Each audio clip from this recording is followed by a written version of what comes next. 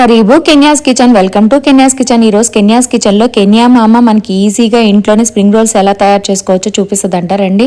Kenya మామ spring rolls folding కూడా చాలా డీటెయిల్డ్ గా ఎక్స్ప్లెయిన్ చేసింది. వీడియో అయితే స్కిప్ చేయకుండా లాస్ట్ వరకు చూడండి. నేనైతే స్ప్రింగ్ రోల్స్ ఫోల్డింగ్ చాలా ఈజీగా నేర్చేసుకున్నాను. మీరు కూడా నేర్చుకోవాలండి. ఇంకా ఆలస్యం చేయకుండా వీడియో చూసేద్దామా రండి. స్ప్రింగ్ రోల్ తయారు చేయడానికి ముందుగా కర్రీ అయితే రెడీ చేసుకోవాలి. ఆ కర్రీకి ఏమేమి వెజిటేబుల్స్ కావాలంటే క్యారెట్, క్యాప్సికమ్, క్యాబేజీ సన్నగా వీడియోలో చూపిస్తున్నట్టు తురుముకోవాలి. తర్వాత ఒక చిల్లులు బొట్టులో వేసుకోవాలి. ఎందుకంటే దాంట్లో వెజిటేబుల్స్ లో వాటర్ ఉంటది కదండి, అదంతా డ్రైన్ అయిపోద్ది. నెక్స్ట్ స్ప్రౌట్స్, జింజర్ పేస్ట్, అలాగే చిల్లీ పేస్ట్ రెడీగా పెట్టుకోవాలి. కర్రీ చేసుకునే ముందు వెజిటేబుల్స్ అన్ని రెడీగా పెట్టుకొని పొయ్యి మీద ఒక కడాయి పెట్టి అందులో కొద్దిగా నూనె పోసి అది వేడెక్కినాక అందులో స్ప్రౌట్స్ వేసుకోవాలి. స్ప్రౌట్స్ ఆప్షనల్ అండి, మీకు ఇష్టం ఉంటే వేసుకోవచ్చు, లేకపోతే లేదు. నేనైతే ఇంట్లో చేసుకున్నాను స్ప్రౌట్స్ ని. ఆ స్ప్రౌట్స్ కొంచెం వేగినాక కొంచెం సాల్ట్ వేసుకోవాలి. సాల్ట్ వేసుకున్నాక మనం ముందుగా తరిగి పెట్టుకున్నాం కదా క్యారెట్, క్యాప్సికమ్, క్యాబేజీ, దీన్ని కూడా అదే కడాయిలో వేసి కొంచెం సాల్ట్ వేసి మగ్గబెట్టుకోవాలి. స్ప్రింగ్ రోల్స్ లో కర్రీ ఎక్కువసేపు ఉడకాల్సిన అవసరం లేదండి. ఇక కొంచెం వెజిటేబుల్స్ మగ్గినాక జింజర్ పేస్ట్ వేసుకున్నాను. దాని తర్వాత చిల్లీ పేస్ట్ కూడా వేసుకున్నాను. ఈ పేస్ట్లన్నీ వేసుకున్నాక ఇంకొంచెం సేపు మగ్గబెట్టుకొని దాంట్లో కొంచెం సోయా సాసు అలాగే పెప్పరు వేసుకొని కొంచెం బాగా కలుపుకోవాలి. కూరకు మొత్తం ఈ పెప్పరు మసాలా మొత్తం పట్టేటట్టు నీట్గా కలుపుకోవాలి. పెప్పర్ వేసిన 5 minutes కి స్టవ్ ఆఫ్ చేసేసుకొని మొత్తం కర్రీ కలుపుకోవాలి. కర్రీ రెడీ అయిపోయింది. ఈ కర్రీ ఎక్కువసేపు ఉడకాల్సిన అవసరం లేదండి. ఇక్కడ కర్రీ రెడీ అయిపోయింది. ఇది చల్లారే లోపల ఇక మనం చపాతీలు చేసుకుందాము. స్ప్రింగ్ రోల్స్ కి చపాతీలు కావాలి కదా.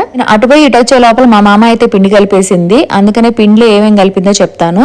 మైదా పిండి, కొంచెం కార్న్ ఫ్లోర్, అలాగే కొంచెం సాల్ట్ వేసేసి కలిపేసింది. ఆయిల్ ఏం వేయలేదు.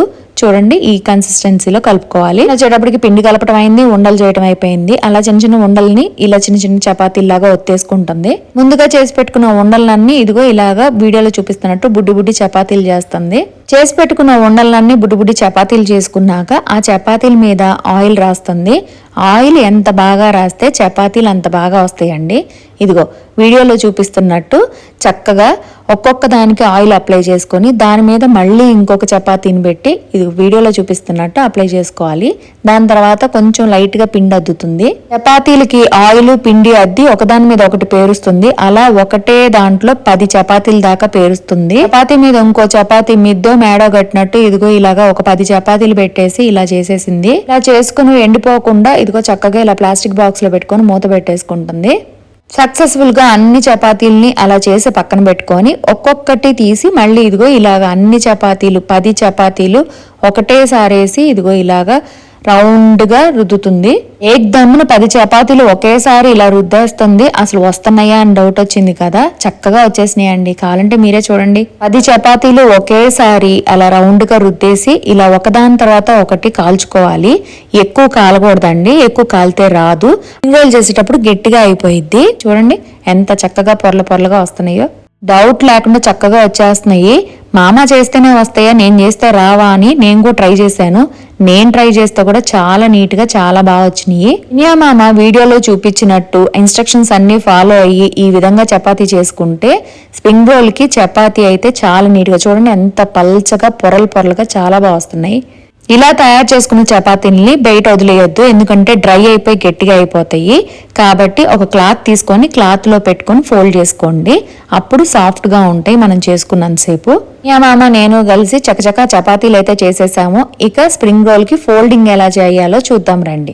అయితే కర్రీ ఈజీగా అనిపించింది, చపాతీలు చేయటం కూడా ఈజీగానే ఉంది. పల్చగా చాలా పొరల పొరలుగా బాగా వచ్చినాయి. ఇక స్ప్రింగ్ రోల్ లో ఆఖరి ఘట్టమైన ఫోల్డింగ్, దానికోసం మామ చపాతీలన్నీ ఈవెన్ గా కట్ చేసుకుంటుంది. స్ప్రింగ్ రోల్స్ ఫోల్డ్ చేసేటప్పుడు బైండింగ్ కోసం మైదా పిండిలో నీళ్లు కలిపి ఇదిగో ఇలా జారుగా కలుపుకోవాలి. స్ప్రింగ్ రోల్ ఫోల్డింగ్ అబ్జర్వ్ చేయండి వీడియోలో చూపిస్తున్నట్టు.